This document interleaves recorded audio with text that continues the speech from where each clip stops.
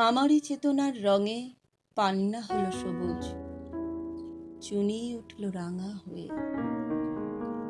আমি চোখ মেললুম আকাশে, জ্বলে উঠল আলো পূবে পশ্চিমে।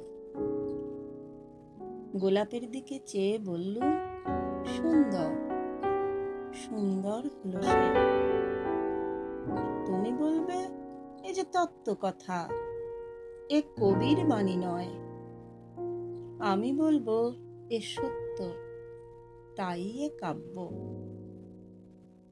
এ আমার অহংকার, অহংকার সমস্ত মানুষের হয়ে। মানুষের অহংকার পটেই বিশ্বকর্মার বিশ্বশিল্প। তত্ত্বজ্ঞানী জপ করছেন নিঃশ্বাসে প্রশ্বাসে, না না না। না পান্না, না চুনি, না আলো, না গোলাপ, না আমি, না তুমি। ওদিকে অসীম যিনি, তিনি স্বয়ং করেছেন সাধনা মানুষের সীমানায়। তাকেই বলে আমি। সেই আমির গহনে আলো আঁধারের ঘটল সঙ্গম।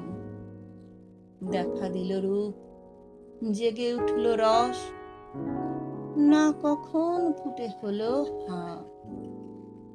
মায়ার মন্ত্রে, রেখায় রঙে, সুখে দুঃখে। একে বলো না তত্ত্ব, আমার মন হয়েছে পুলকিত। বিশ্ব আমির রচনার আসরে হাতে নিয়ে তুলি, পাত্রে নিয়ে রং।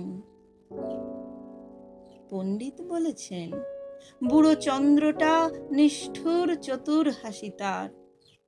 মৃত্যুদূতের মতো বুড়ি মেরে আসছে সে পৃথিবীর পাঁজরের কাছে। একদিন দেবে চরম টান তার সাগরে পর্বতে। মর্তলোকের মহাকালের নূতন খাতায় পাতা জুড়ে নামবে একটা শূন্য, গিলে ফেলবে দিন রাতের জমা খরচ।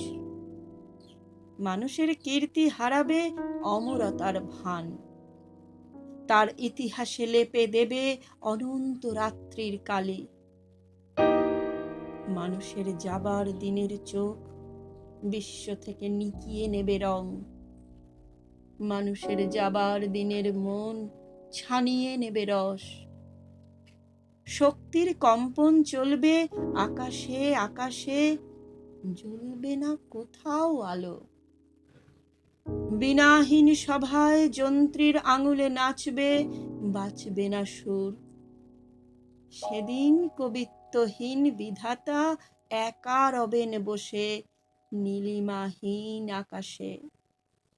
ব্যক্তিত্বহারা অস্তিত্বের গণিত তত্ত্ব নিয়ে।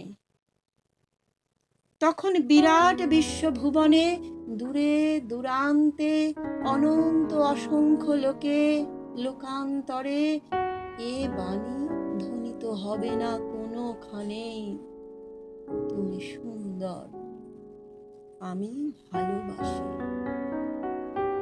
বিধাতা কি আবার বসবেন সাধনা করতে যুগ যুগান্তর ধরে? প্রলয় সন্ধ্যায় জপ করবেন, কথা কও কথা কও। বলবেন, বলো তুমি সুন্দর। বলবেন, বলো আমি ভালোবাসি।